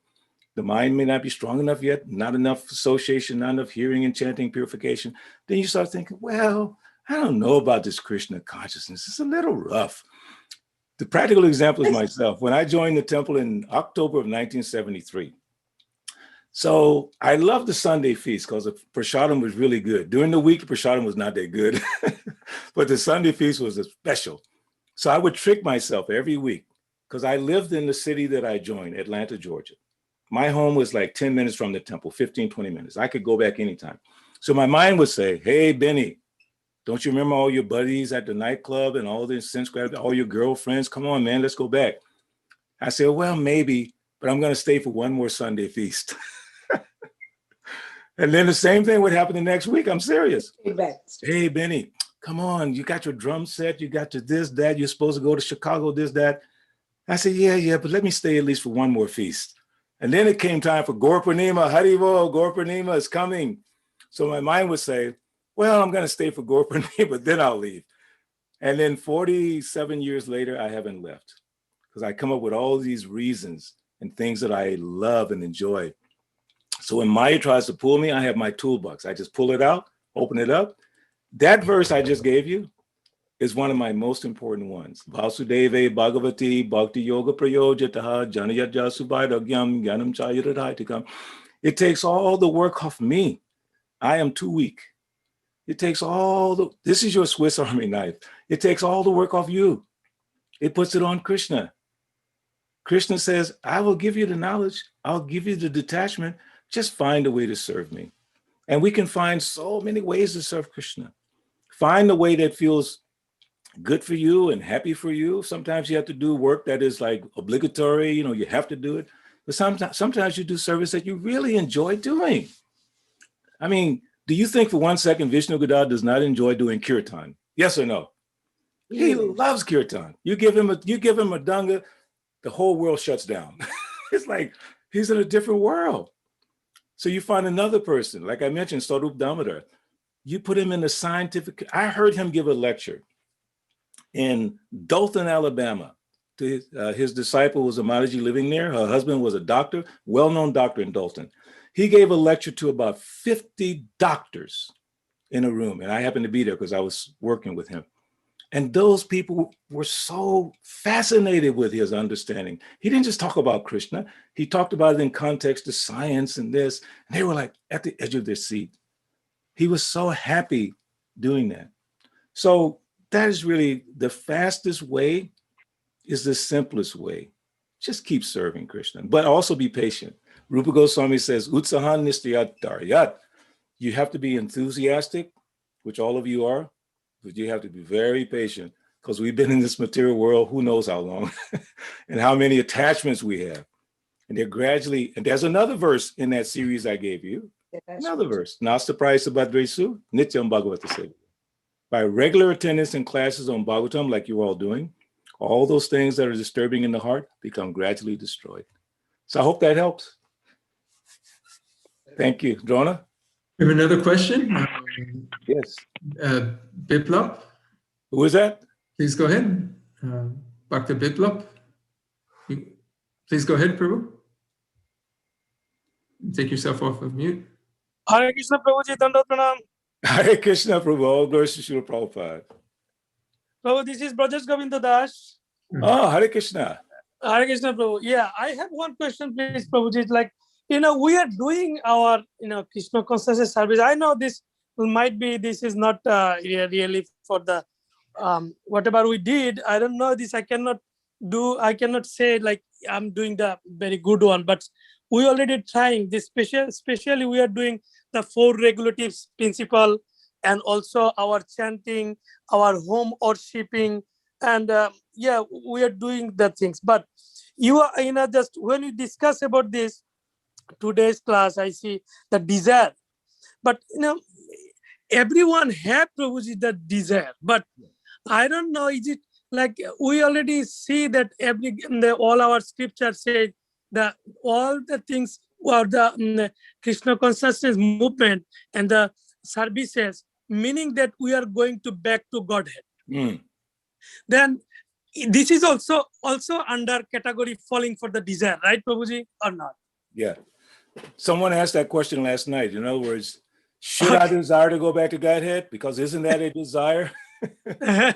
In our condition, yes, desire to go back to Godhead. But when you become more advanced, you realize something, right? You realize wherever Krishna is Godhead. So where's Krishna? Okay, I can tell you what Krishna is, okay? Please listen, open up your ears. You want to know what it is?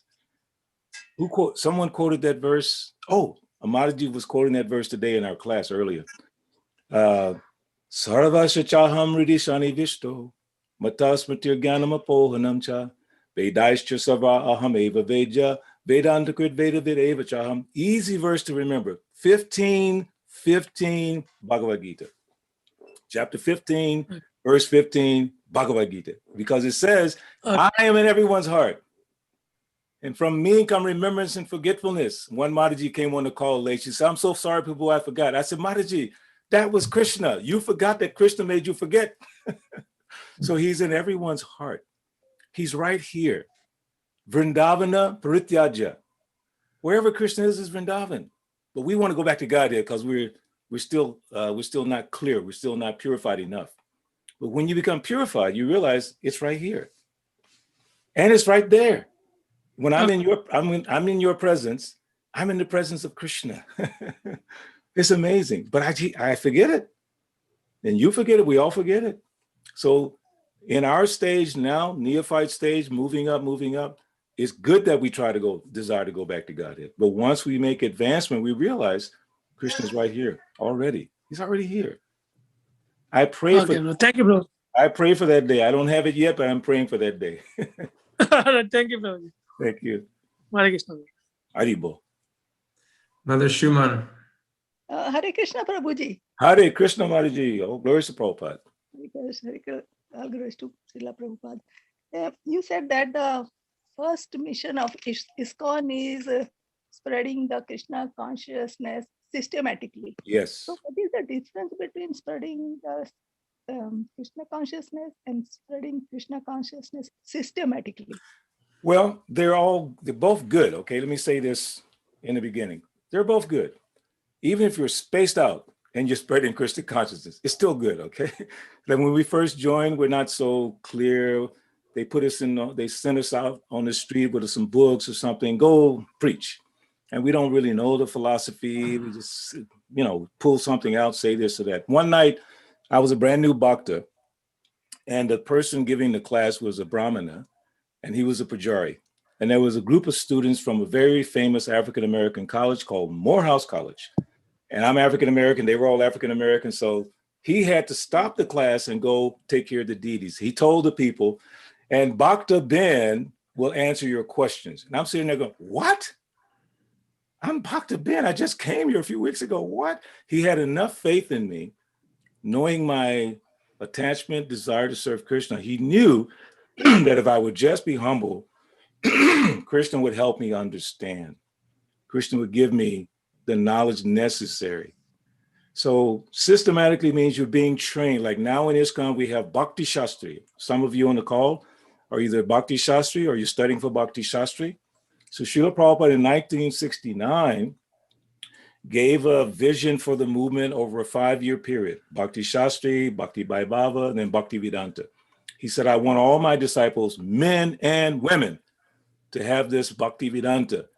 And then that way they can be qualified to be guru, men and women. Okay, Prabhupada wanted, that was his vision. So he had that concept of a systematic training, because in order to do that, like in Bhagavad-Gita, Arjuna basically was confused because Krishna, I'm confused by your equivocal instructions. You're saying this, you're saying that. I don't know what to do. Something more precise, something more systematic would be necessary. And Prabhupada points to that in one of the purpose in the Gita. Arjuna needed a more structured, because in the second chapter is the summary of the whole Gita. So it's kind of all over the places. You're not the body, it's karma, it's this, it's that. So many things are there in the second chapter. So something a little more systematic. So the difference is systematic takes you step by step by step. And then if you, as I said from the beginning, anything is good. Whatever you can preach and share is good. Whatever you can learn is good. But as I pointed out about these verses, first canto, second chapter, 6 to 22, you'll see there's a whole system there. Systematically takes you from being attached to being totally unattached. So the systematic process is better for the long term in your Krishna consciousness. Okay, thank you. Thank you. Haribo. Haribo. So thank you for this temple for organizing this Bhagavad Gita, systematically going through the second chapter, which is so important. Mother Vinjavali, you had your hand up? Did you? Benjavali. You want to go ahead? As my Bhagavad Gita partner. Haribo. I see, sometimes I think Krishna gives remembrance and the knowledge and everything. Yes. At the same time, he gives the forgetfulness too. Of course. That's really good. That is my question. No. Like I told the Mataji today, she came on the call late. She said, oh, Prabhu, I'm so sorry I'm late. I said, no. That was Krishna. I said, remember the verse. And she remembered the verse and she felt better. that forgetfulness is Krishna. Remembrance is Krishna. The problem is we keep forgetting that forgetfulness is Krishna. And we can't, like, I can't find my keys. I can't remember a verse. Prabhupada sometimes would say, I can't, my mind is getting old. I can't remember that. But what is that verse? He would ask the devotees. He said, my mind is getting old. See, Krishna controls everything. That's what I'm facing now. That's okay. You're facing Krishna. You don't need to listen. Sometimes I can't remember something because I'm getting a little bit older. I'm 69 years old. And, it's kind of funny because I still feel like I'm 25 years old. This is crazy. But I'm 69. So things are slowing down here and there. But then I think, why do I have to remember all this nonsense stuff outside of Krishna consciousness? That's true. Like I can't remember the name of this particular political guy or that actor. I said, why do I need to remember all that nonsense? I just need to be able to sit down. I never forget the Maha Mantra. Yes. If you start forgetting the Maha Mantra, you're in trouble. You go, Hare Krishna, what's the next word? No, not That would be terrible. Not that forgetful. So as long as you don't have a problem remembering the holy name, Vinjavali, just be happy. And if Krishna takes away all these resources for being distracted, health, beauty, youth, money, those things are good to use in Krishna's service. They can also be a distraction. So Krishna loves you so much. He's taking away certain things. He's saying, okay, you just relax and think of me. Read about me, hear about me. Just don't worry about it. You'll be happy. So I'm so blessed to have your association every week. I'm so blessed. You and Purnamasi and Arvind Akshapu, such a blessing to me. I hope I can always remember to come on the call at the time at 1:30 on Tuesday. You know what? I don't trust my memory. I got my phone. I have it already decked out in my alarms. Every Tuesday, 1:30 p.m. And I start at 1 o'clock. It starts reminding me. It gets down. Like today, I had a reminder for the day. Okay, I use material things to help me remember. For me, I had to calculate the time. Don't worry about calculate because I'm going to call you every Tuesday. You know that. Yeah, but here, this call also. Yes. No. Yours is 4:30. I had to be 1:30. No problem. Thank you. Right. Thank you very much, Prabhu. Donna? Yes, maybe so. Just wanted to ask this question coming back to attachments because both these verses I think are very practical, and in one sense, it's not even when you look at the world, the karmi world, the world of the materialistic world. People are working and they work for expectations. They work for a desired result, and this verse is saying, don't do that. Yeah. You had abandon that attachment, fruits of the results of your activities. But at the same time, you still have to do your duty, as if you're working for that expectation, but don't get attached to that expectation. And then the next verse, it talks about the success and failure. Like even in success and even in failure, to stay equipoised. So could you, in success, we can all seem to manage success better than failure. Yeah. But in those moments of failure, when we feel that things aren't going to work out, can you give us some advice on how to still remain motivated despite failure that we may experience? Well, it requires acceptance of Krishna's words emphatically in our hearts. We've been trained so many different ways before we came to Krishna consciousness. So failure, they say, is a pillar to success. That's a mundane conception, but it's also a transcendental conception. Failure is the pillar of success. In business, they have a saying something like this. The successful businessman will say to his subordinates, don't come and see me unless you're making some mistakes, okay? Go out and make some mistakes and then come and talk to me. And then I can help you through that. So it's like, we're meant to make mistakes. We're meant to be confused. This is the nature of the world. But Bhagavad-Gita Chapter 2, which we're studying, verse number, 14? Matra sparsha te konteya, stitosna sukha dukada, agama payanon is just tam to tiksha bharata. That's a really important tool to be in your toolbox. Tam to tiksha bharata.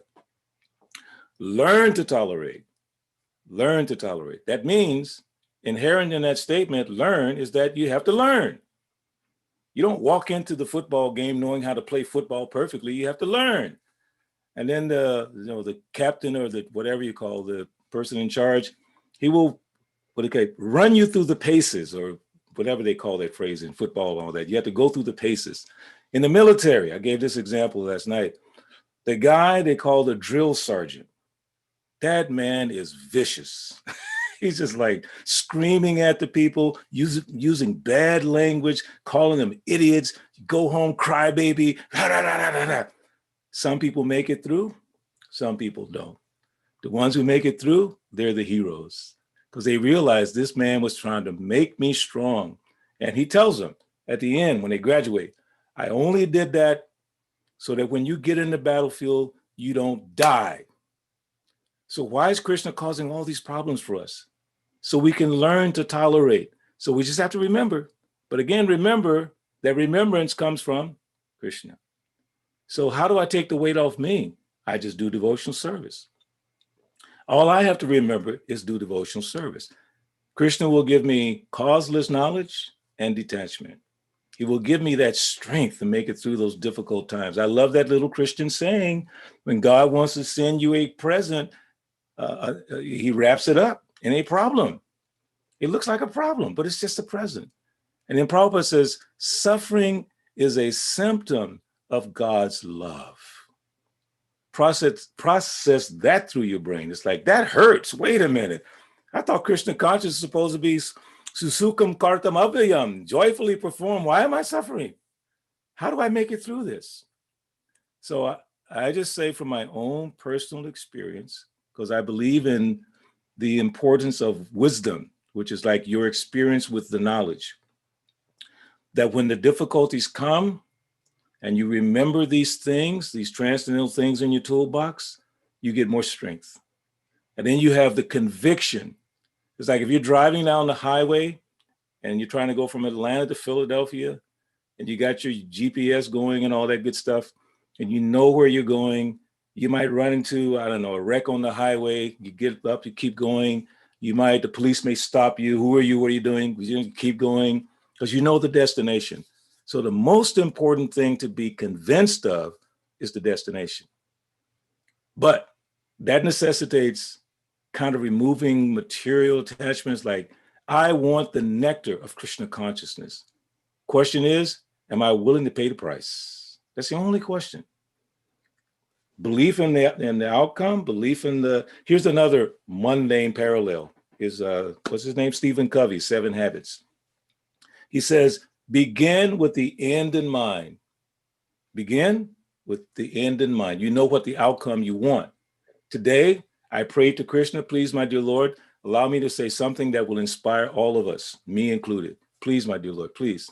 I want that. That's what I want today, that I can say something that might encourage somebody. That's what I wanted. I feel like hopefully something did happen between all of us. So I have, no matter how difficult it is on the way to that goal, you can't stop me. I was speaking today with Ram Roy. You know Ram Roy from New York, right? The Harinam master. He goes out 9 hours a day, every day. And I was just so inspired, you know. It's just like, I said, I just want to follow you. He said, no, you're the older devotee. I said, no, I just want to follow you. You're inspiring me. No matter cold or heat, you watch their videos, they got gloves on their hands and they're all freezing, but they know they want that nectar. So he told me, just this nectar of chanting Hare Krishna, that's all there is, Prabhu. Just nectar of chanting Hare Krishna, that's all I want. So once we're convinced of that, that the validity of the goal of chanting Hare Krishna, and once we get to that goal of pure chanting, what Prabhupada has described to us, that's why it's so important to read his books and read the books of great devotees like Krishnadas Kaviraj and Vrindavanas Thakur, Bhaktivinoda Thakur, because they will convince us of the goal. And then we'll have the motivation not to give up. Don't give up. None of us should give up. if we believe in the goal. So Drona, that's my thought on that, is that as long as we're convinced about the goal, and then we're willing to pay the price. I mean, you paid the price to go to college, didn't you? Yes, you did. Some of you have a further education or some big time job. You paid the price because you knew what the outcome was. Some people didn't want to pay the price. They gave up, they quit. So some people quit Krishna consciousness. It happens. But I'm so thankful that Prabhupada and Krishna have blessed me enough to keep me going. I'm just still hoping to one day see Krishna and Balaram into the forest of Vrindavan, as Rupa Goswami says. Prabhu, that reminds me once Yes. that Kunti Maharani's prayers, she always wants all the troubles all the time so that she can remember Krishna all the time.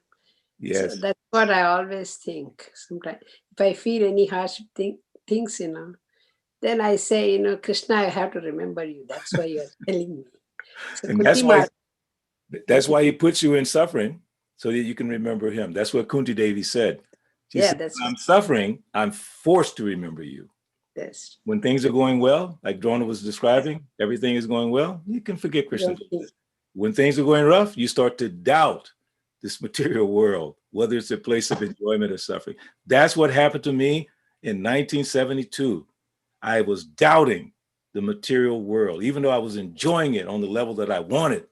But then when my mother died, and my father died, and my brother died, oldest brother, within 2 years, I doubted this material world. I said, what the heck is going on here? And at that moment of true confusion and doubt, Krishna entered my life. He entered first through something else, brought me to another level, and then Prabhupada took it all the way. So Krishna is blessing us, believe me. If you're suffering, he's just forcing you, like, see, you just did the right thing. You remembered Kunti. And then you felt okay. Yeah. Very nice.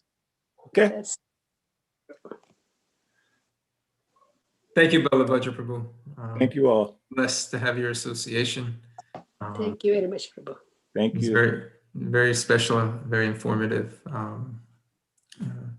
Balabhadra Prabhu, he gives a series of classes, different times. It's part of our morning Srimad Bhagavatam Sangha. Every other Thursday, he gives class. Tuesday we have morning class. And there's a Tuesday class as well. 10:30. You can tune in for that during the day. It's during the day, right? 1:30. We have a Bhagavad-Gita study group at 1:30 every Tuesday. I was listening. 1:30. Really? No, you were saying 1:30. You put your alarm. Oh yeah. My time 10:30. We have a nice group of devotees. Purnamasi. Mataji is there. Yeah. Yeah. Nanda Dalal, Krishna Priya. It's a very nice group. Very nice group. You're all invited. You can join. Yeah, we'll have to get the information out so the devotees can participate in that. I'll send it to you, Prabhu. And hear more from you. And actually, no. Purnamasi, can you send it to Drona? Because you have the information, right?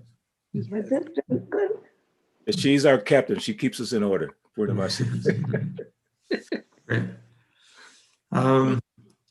We also want to just let everybody know about the different classes that we offer during the week. Every morning, 7:50 to 8:30, we have a Srimad Bhagavatam class.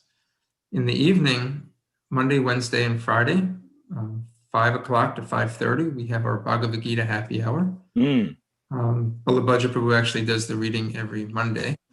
But this is a great way to kind of systematically go through the Bhagavad Gita, read Srila Prabhupada's purports, the translations, as well as have a little discussion at the end. Every Thursday evening, we do the Brahma Samhita prayers at 6:45. If you want to learn them, Vishnu Vida Prabhu is teaching the devotees.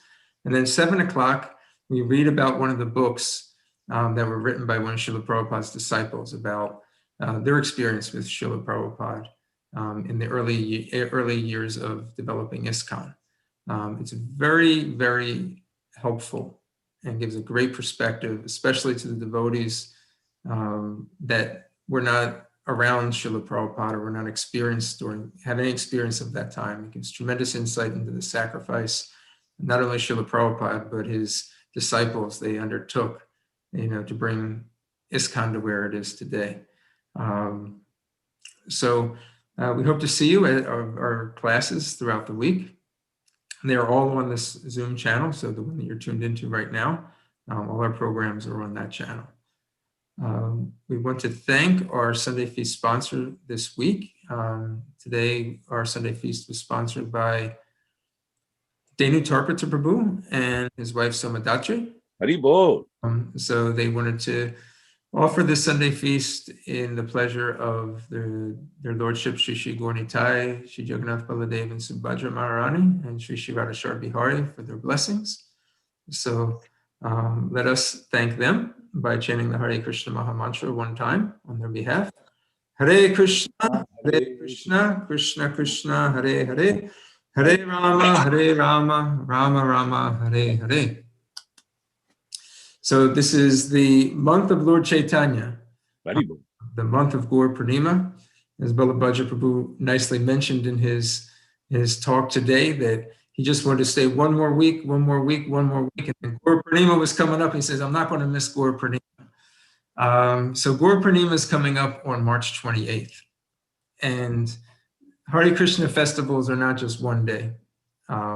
It's actually the lead up to the festivals is actually the most special of them, how we prepare for these festivals. So we have several events that are lined up that we want to be able to know about and participate in. It's put out in the newsletter. Based on, we're going to have a Harinam, actually public chanting in Rittenhouse Square Park, socially distanced with our masks on. We're going to do it safe outdoors the day before, March 27th at 2:00.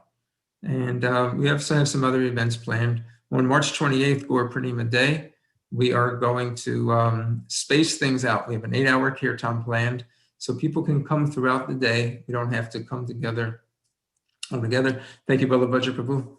Haribo. Jump off. So stay tuned for this. But another wonderful way to prepare for Gaur Purnima is that to read about the pastimes of Lord Caitanya. Every Wednesday morning, in lieu of our Bhagavatam class, Vishnu Gada Prabhu teaches us from the Chaitanya Charitamrita. If you do not have this set of books, translated by Srila Prabhupada, written by Srila Krishna Das Kaviraj Goswami, now this month is a very auspicious time to get them. Add them to your library and make it part of your daily reading. You can follow along with us as we read throughout the year. We have these books available at our temple at the lobby, as well as in our newsletter. There's a link if you'd like to purchase them online.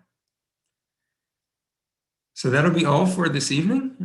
We hope you all are well, and we hope to see you throughout the week at our various virtual programs. The temple is open throughout the week, 6:30 to 8 o'clock at night for darshan only, and the temple is open now until 7:15 today. Have a wonderful evening. All glories to Srila Prabhupada. Hare Krishna. Vachakopatarubhyascha, Kripa Sindhu Vyevacha, Patitanam Pavanebhyo, Vaishnavebhyo Namo Namaha.